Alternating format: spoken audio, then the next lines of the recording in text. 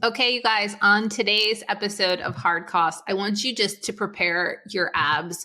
I want you to prepare your gut for some deep belly laughs. And it's not because my conversation with Chelsea Wallace was about comedy or anything especially funny. It's just that her laugh and her joy were so infectious that, as I told her right after we finished recording, I had to really discipline myself not to laugh so hard that I would snort directly into the microphone. And what's so fun about that setup is that what we talked about, what Chelsea and I talked about, were a lot of really serious, in-depth conversations about what it's like to be a number two to a high-powered visionary number one, what it's like to grow a service-based business while you are still also identifying as a founder and as a business owner, and what the future holds for roles like ours. We also talked about some of the things that have come up along the way as we have been building the plane while we're flying it in both of our businesses. And at the end of our conversation, Chelsea shared some incredibly exciting news about what is next for her. And offline, she also told me that this podcast is actually the first place that she has been publicly discussing it, which is incredibly exciting. And her vision and her mission extend so far beyond the work that she does in marketing. And I can't wait for you to hear about that. So I will tell you all of the things about Chelsea. You are going to want to follow her. You're going to want to connect with her. But as we get started, here's what you need to know. Chelsea Wallace is a launch strategist and copywriter who has helped hundreds of online brands execute $100,000 plus marketing and launch campaigns, and those have grossed nearly $4 million in revenue, and she's really not slowing down at all. And as the launch copy coach, Chelsea supports 6- and 7-figure coaches and course creators in creating high-dollar relaunches while ensuring that they only have one task on their to-do list, and that task is taking care of themselves and their community. It was such a beautiful conversation. I'm so privileged to have had it. My dear friend Jordan Gill, who was an early guest on Hard Costs, actually made the introduction, and you'll hear a little bit about that as we get started. For now, Chelsea Wallace on Hard Costs.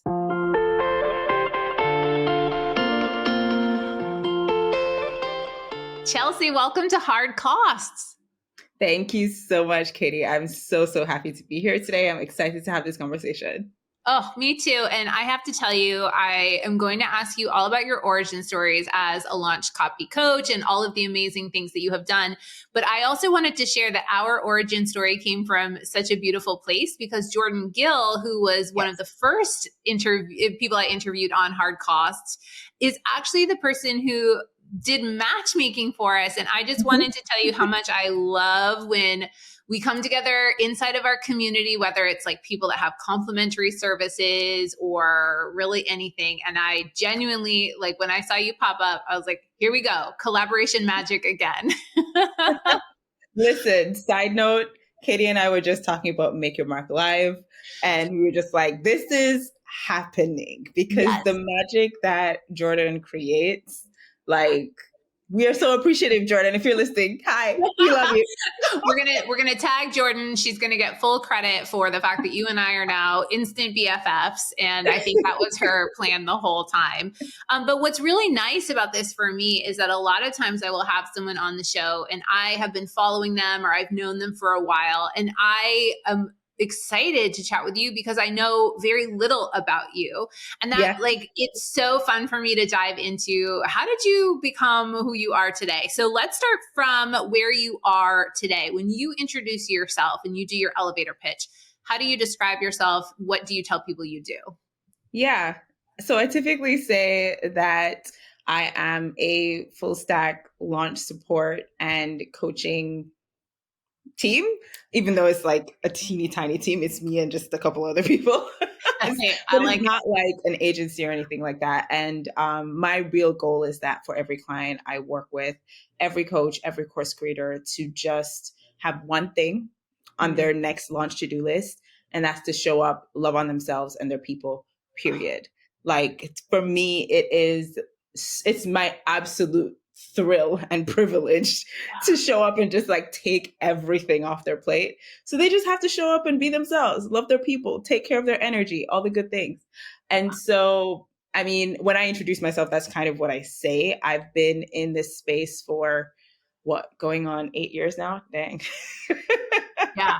It's been a while, and have kind of really landed here after just watching my clients struggle with sustainability and launches, and really strongly believing that there has to be another way to make a launch work for you and still, not kill yourself along the way. Yeah. And Yeah. so develop my own processes and systems to make that happen for my people. And I'm thrilled to keep doing that every day.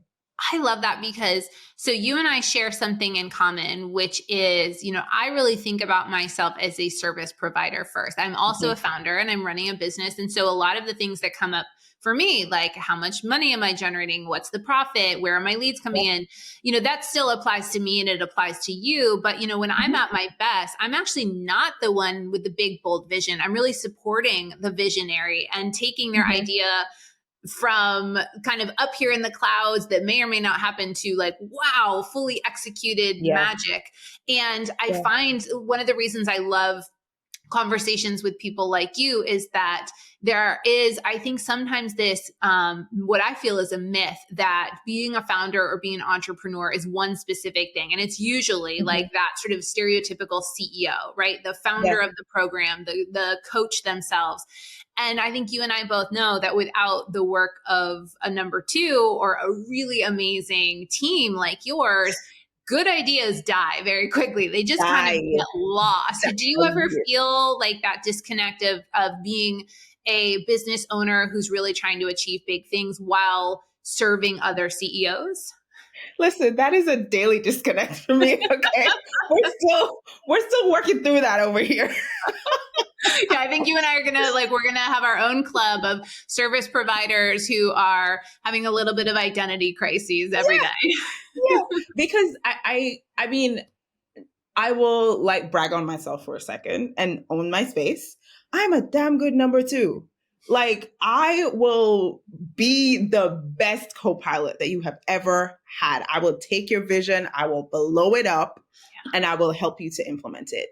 I will create like complementary connections. It's mwah, it's like magic when I come in and I support you with your launches, right? And so I'm over here delivering like exceptional results for my people. Everybody loves me. They're all happy. And then over here in my business, I'm just like, what am I doing again? Oh yeah, I often think like my job, the best jobs I do are the ones when no one knows I've done it, right? When like everything is so seamless that no one ever has to hear, Yeah. "Oh, Katie," right?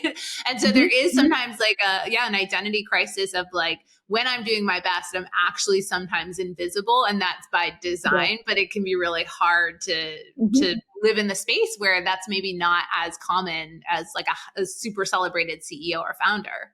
Yeah, and I really think too that there are different hats that I think people like you and I wear, Mhm. where there's like the client delivery execution strategist hat, and it comes so easy to us to really think through other people's messaging, strategies, timelines for implementation, all the tech, right? Like it comes really easily for us.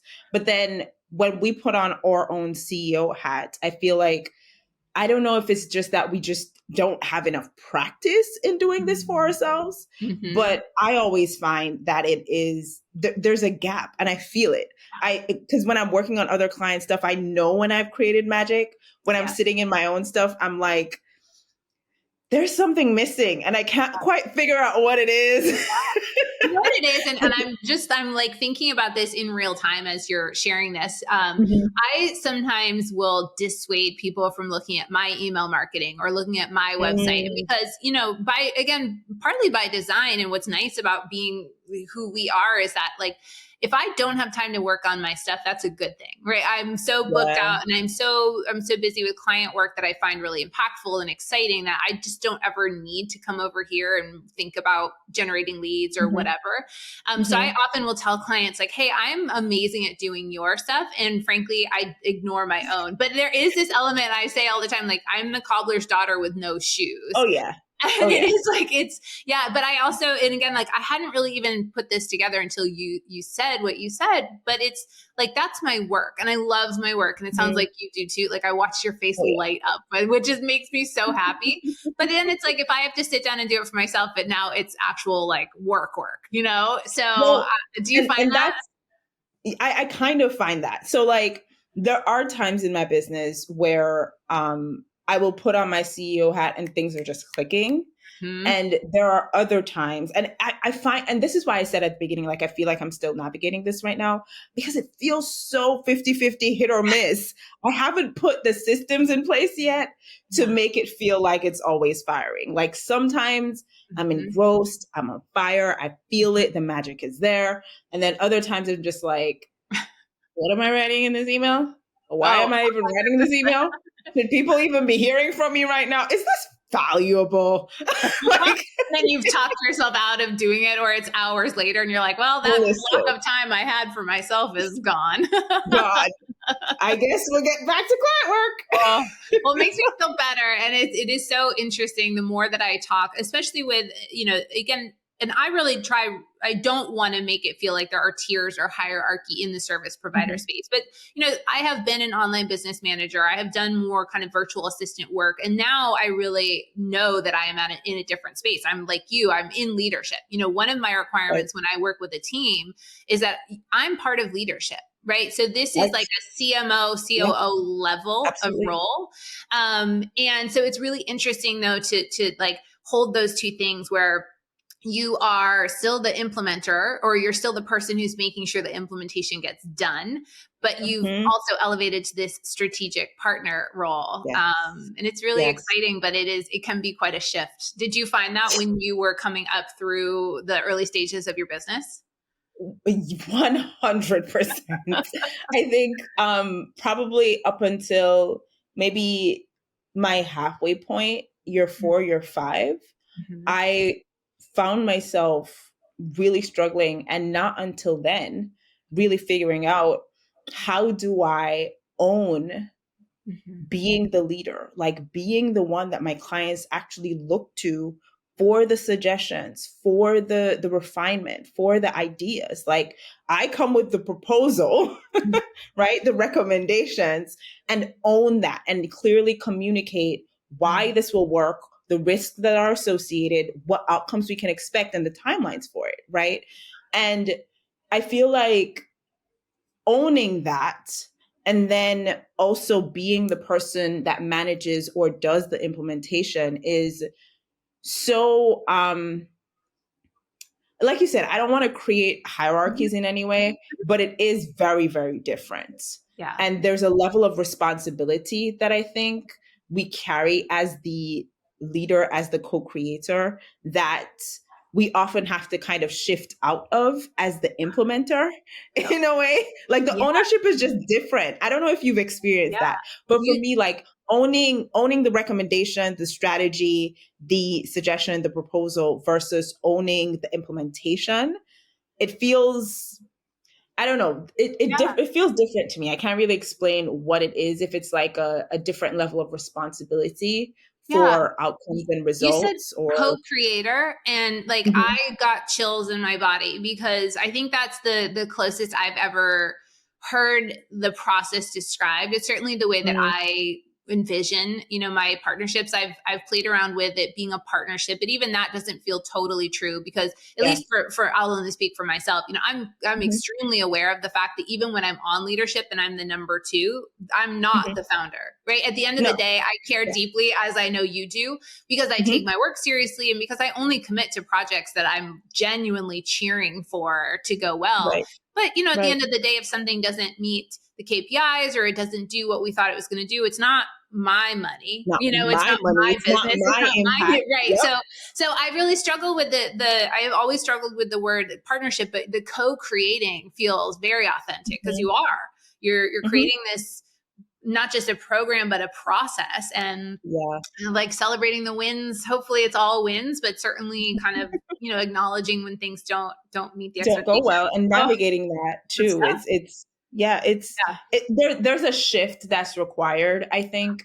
And when you do a little bit of both, the ownership is different. Yep. And the communication skills are different. The time management skills listen, Yeah. And I don't think I appreciate this conversation so much already, because I don't even think I've ever really articulated it this way before. But when you do become that number two person, when you do become that co-creator, it does become, learning to navigate those two realms is a skill set that I think we develop over time. And we're not really good at it in the beginning. And we kind of feel floundery, like having the confidence to actually make a proposal, to actually step in and co-create, like that's huge. This is an experience that possibly hundreds of students will have. Mm-hmm. This is possibly tens of thousands, hundreds of thousands of dollars, and you're stepping in and co-creating with that. And then you're over here fixing the zap that went wrong. That's exactly what it is. You have to hold these things at the same time. And it's interesting because I also, you said like, you're sort of learning it on the fly. And I don't know about you, but I do not have my MBA in co-creating programs with visionary CEOs. Like that did not exist in the curriculum when I was coming up. So even developing the language skills of like, how do you approach something? How are you proactively looking ahead? And like, how are you having those difficult conversations with somebody? And nobody gave me a script. I've been very thankful to learn and to have some very patient co-creators that I've worked with over the years and CEOs. But I don't know, did you get a script of like, this is what you say to your CEO partner? I was like, if you have one, can I buy it from you? Zero script. Okay. Zero scripts. I mean, come on, let's be real. My only degree is in biology. It has nothing to do with what I do now. So I never even got, like, I just didn't have that. But I think what I eventually realized is that when people put trust in me, they're not expecting me to do, and this is something that I think I'm still wrestling with, if I'm honest. They're not expecting me to save them. They're not expecting me to have all the answers. And so if I can just be honest and explain why, be clear in that explanation, then that's the start of really learning that skill. Because there were several instances, and I will be completely transparent here. There's several instances earlier in my career where I knew that a launch was not really going to go well. And I might have mentioned it briefly, but I didn't take the time to set the client's expectations well. To, say, hey, this is at risk. Here's why. We might not meet these goals. Here's why. Here's what I recommend. Or here's what we can do. I didn't take the time to do that. I probably just said, this might not go well, but let's see, like really kind of brushing it under the rug type deal. Yes. Oh, 100% kind of delaying the conversation until all the results are in. Yep. But I think once I kind of accepted, and I'm still in the process of accepting, that my clients aren't expecting me to save them. It's like you said, they are the founder. Yep.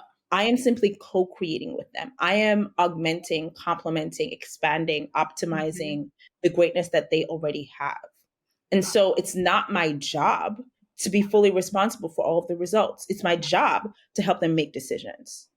And if that is my job, then I can fully own that and be honest and transparent and not feel guilty if I don't think something's going to go well, because that's not on me, Yeah. I love that. And I've had the real opportunity to talk with so many CEOs here on the show that are in maybe a more traditional kind of number one founder role. And what's so interesting about what you just shared is that across the board, that's what they want as well. They are also usually beginners to being 7-figure business owners and 8-figure business owners. They never expected to have a team. So they don't have the scripts for managing this either. And what I'm finding is that both in my own work and in conversations with these incredible founders, they are saying exactly what you just said, which is, I don't need someone to have all the answers, but I need them to help me see what I don't see, or what my skills, like the visionaries that I work with, are so freaking good at doing the big, bold, disruptive, like move fast now, Move where I'm a fast. little Oh bit my more of a God. sloth, right? I'm like, ooh, no, like we need to have all these. And We're so like, like this, yeah, slowly climbing up the tree. I'm And like, this person's already like jumping through the forest. I'll go, so like maybe 2 weeks, and they're like, oh no, it's already live on Instagram. And so like Yes. really like realizing actually that that's a kind of a fun energy, like not being fearful of that. But even inside of that, I think really like if the visionary CEOs that I talk to, they've shared on the show, like they want to be able to do that and have the confidence that someone has their back. And what you just shared is that's what it is. Like, I'm going to help you see and make decisions, and I'm going to be proactive. And there's such a healthy respect. I will tell you, like the first few, if anyone is listening to us and they're thinking, okay, I am an OBM, or I'm in this sort of like middle manager role, whether it's in operations or marketing or whatever, and I want to kind of elevate to where Chelsea and Katy are. I will just tell you that I think this is an area where, and I've said this before, you take the leap and you build your wings on the way down. Because the first few times you show up as that partner and as that co-creator, even before you've been officially given permission, what the CEO will see is, hey, this person, I can trust them to see what I'm not seeing, and I can trust them to speak hard truths sometimes. And again, this is an area where, like, if I look back, I've made so many mistakes, Chelsea. But one thing I did right was I just started being unafraid of speaking truth to CEOs. Have there been conversations that were, you don't have to name names, but conversations that were particularly difficult, whether it was around a launch or a misunderstanding or anything else that came up with the work that you do? Yeah. And to be completely honest, the conversations themselves were never hard, because to your point, I don't think the clients were expecting as much as I was expecting of myself, and not in a good way. Oh, that hit me right in the feels in real time. I was like, oh, she's in my soul. So the conversations, like actually in real time, weren't hard or bad, but it was all of the mental spiraling that I did before the conversation and after the conversation. Oh, yes. That made the conversation difficult, not the conversation itself. It had everything to do with me and my own like mindset and the stories I'm telling myself about how this client feels, how their team feels about me. Like, nothing of this has ever been communicated. Everybody's happy. They're happy. Chelsea, they love you. Why do you believe that you are failing? And if you figure out that answer, then you'd save me a lot on my therapy bills, because I'm still actively working through that myself. But I also think like that's what makes you right. That's what makes us pretty good, not pretty good, excellent at our jobs, because we do sweat the small things. And it's like, so it's like the 85-90% of that makes us amazing at what we do. I think we just have to give grace for the 10% that is just an inner thought bully and is constantly like the same reason that I will wake up and go like, oh, did that email go out? Oh, did I remember to check that tag? The same thing that makes us really good at watching our CEOs' backs is probably what invades our brains, but you're not alone in that. So. I think I would agree with you. And I think as well, because it has that positive, right? Because we're so used to catching the small things, remembering what needed to be done and actually doing it. It's because we know we're capable, and because we know what our highest standard of performance is, we want to have that every time. So it's hard to process when we feel like we haven't delivered that. And like you said, at that point, grace. I love this. And I don't know if you're on Voxer or Instagram, but I will warn you the same way that I warned Jordan after our conversation. I was like, we are now best friends, and I am going to be coming to you with all of the inner thoughts that come into my head. So you better block me now if the feelings are not reciprocated, is all I'm going to say. Okay. So that is everything about Chelsea now. But I'm trying to picture young Chelsea and saying, like, when I grow up, I'm going to be an amazing launch co-creator, and I'm going to work with visionary CEOs, and we're going to make millions of dollars. And we're going to have impact. Was that what 8-year-old, 9-year-old Chelsea was saying and thinking she'd be doing as an adult? Nope, not at all. All right. So paint the picture. What was young Chelsea thinking her approach to adulthood would be? Listen, young Chelsea had so many wild and random ideas. I was going to be, I mean, I still think I will write fiction novels at some point in my life, but I was going to be an author. I was going to be an astronaut. I was going to be a nail technician. I was going to be a chemist. Wow. I was all over the map. Okay. I didn't have answers to that question. I just had interests. Wow. That's so interesting. And was that encouraged by your family, by your teachers, by your friends? What was that environment like for you? I mean, I think that because I was always really mentally like a sponge, I picked up things extremely quickly. And my memory was very like I remember things really easily. So I excelled in school.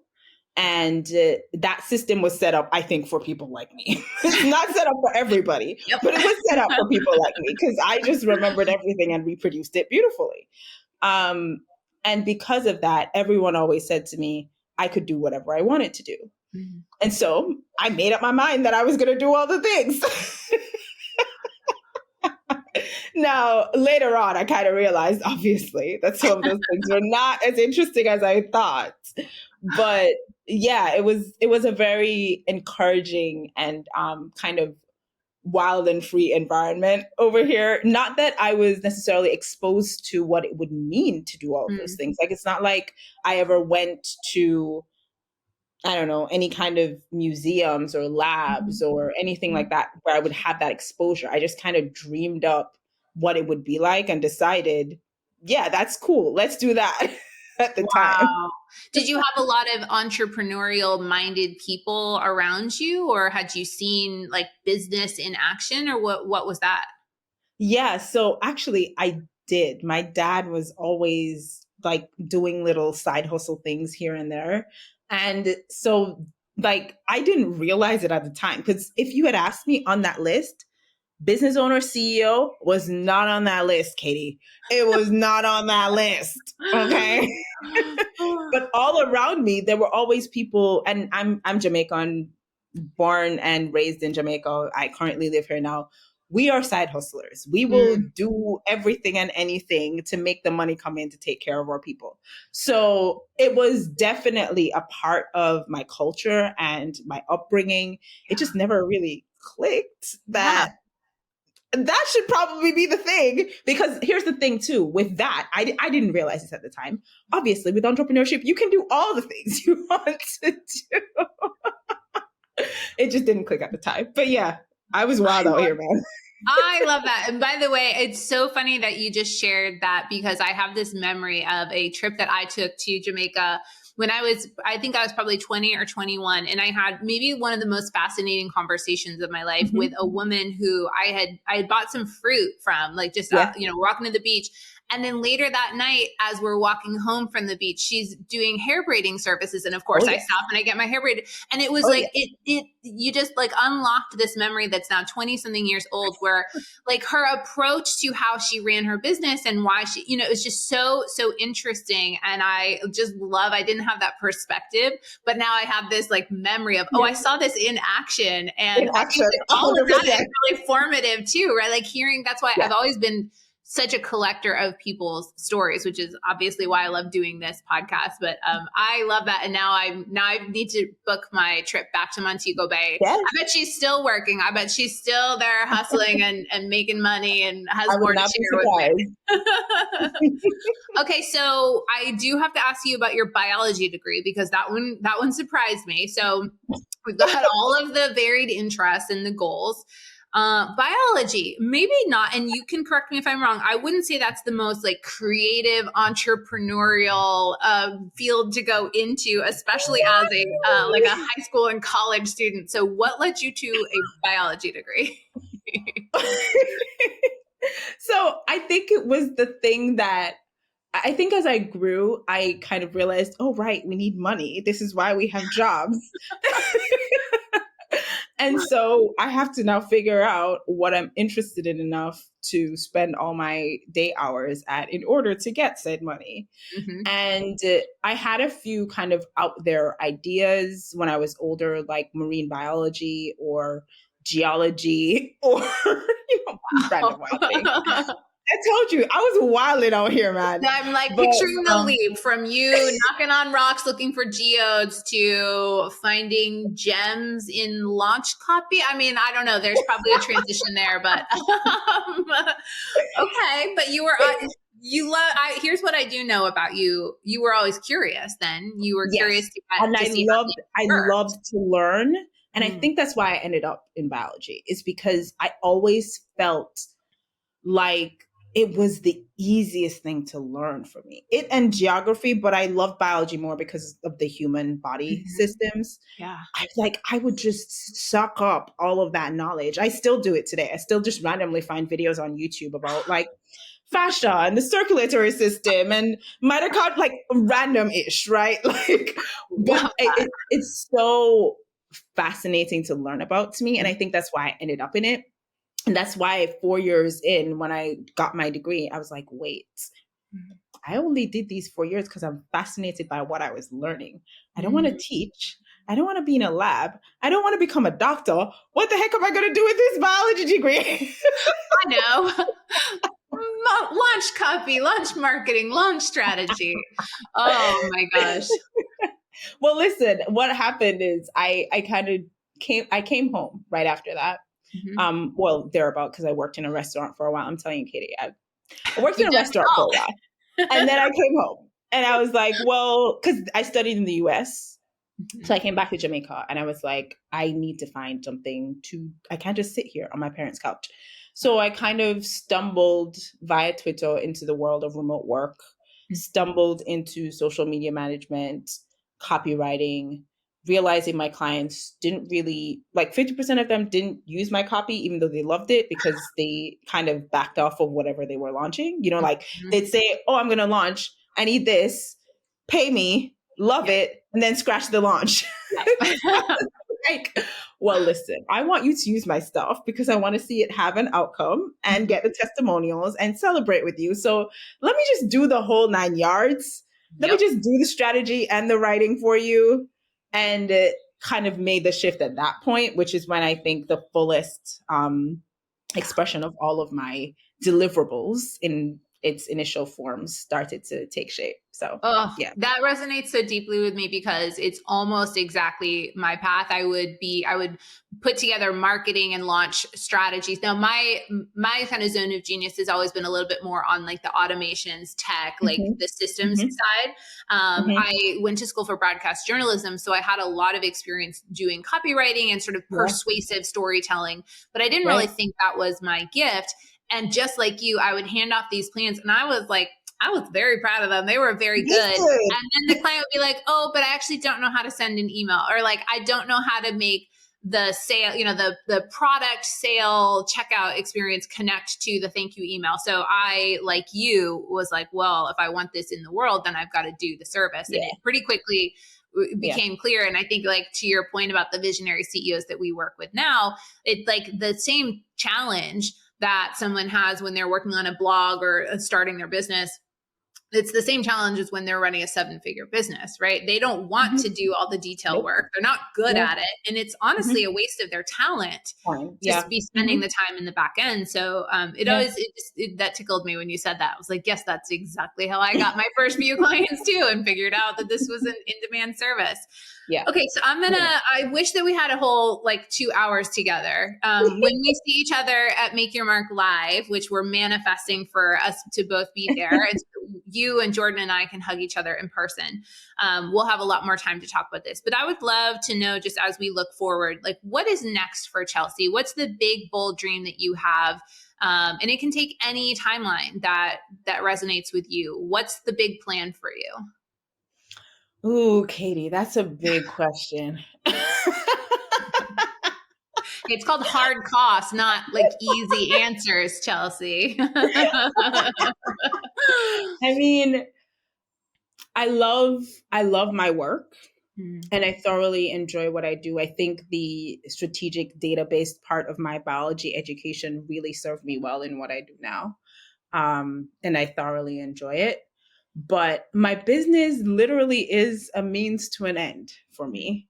I want to fund my own nonprofit that supports teenage moms, teenage single moms in Jamaica, and gives them like bajillions of resources to really kind of step out of cycles of poverty and cycles of kids that are not taken care of, not really supported, not given, the mental resources they need to grow up as kind of healthy, functioning people in society, and kind of break that cycle for anyone, that's why I need a boatload of money, anyone who is ready to make that difference for themselves. I want my nonprofit to be that space and that place for them. So that's going to require millions of dollars. Yeah. And so my business will bring me millions of dollars to do my work. It's already happening. I just thank you for sharing that vision. And, I imagine that you share this, especially with the people you work with, but I am so like magnetically attracted to people who have a mission or a passion that's bigger than them and bigger than their business. And I actually really love that healthy approach that you have, which is like, I love what I do and the people I serve and the impact I have, but this bigger thing is actually what my business empowers me to do. And this idea of like recirculating your success has really resonated with me deeply over the last few years. Money is a metric and we want more of it, but not because we're trying to stuff it under our mattress or look at it in the bank. I think especially women, right, who are trying to build generational wealth and impactful wealth. We're not really there to look at the zeros in the bank account. We're there to see what does that money empower us to do. And I was going to say probably not your first, because I imagine you have a long list of people who are ready to hand over their coin to you. But I'm so deeply appreciative of the work you're doing. And if I'm not the first, I will be in the top 10 first people that pledge to that nonprofit. And I think it's a wonderful, wonderful initiative. So we're going to make it happen. Thank you so much, Millions of Katy. dollars to the business so Chelsea can impact the world in such a beautiful way. And then Chelsea and I are going to hang out in Jamaica together. There we go. And we're going to go cliff diving and we're going to go find all of the entrepreneurial women who are kicking butt. Yes. Retreat. Tell their stories even more. Okay. I love it. Chelsea, you're the best. We're BFFs. I'm not even going to ask you. I'm manifesting that as well. We're now total friends forever. And I'm just so thankful of your time and of your story and can't wait to watch you continue to thrive here in the next few months and years. Thank you so much, Katy. It has been my absolute pleasure. I've thoroughly enjoyed this conversation. Actually, you pulled a lot out of me that I didn't even realize. And this was amazing. Well, those are the words of affirmation that every podcast host loves to hear. So thank you again. I really appreciate you. Thank you. Okay, I warned you, if your belly hurts from laughing, or if you're happening to watch the video version of this podcast on YouTube and you're smiling, it's because Chelsea is so joyful and so infectious with her incredible energy and spirit and smile. And I had the most fun on this conversation. I know that you're going to want to follow Chelsea. So I want to remind you that Chelsea is really, really passionate about helping coaches and course creators break through their launch bottlenecks and stay in their creative genius. I think it's also really important to know that one of the things she shared with me and wants you to know is that a big part of her work is helping these founders manage their emotional bandwidth so that they never have to sacrifice their peace for profits. Chelsea can be found at thechelseawallace.com, which is her website. Of course, you can follow the Launch Copy Coach on all of the social media platforms, including Instagram and Facebook and LinkedIn. Again, that's at the Launch Copy Coach.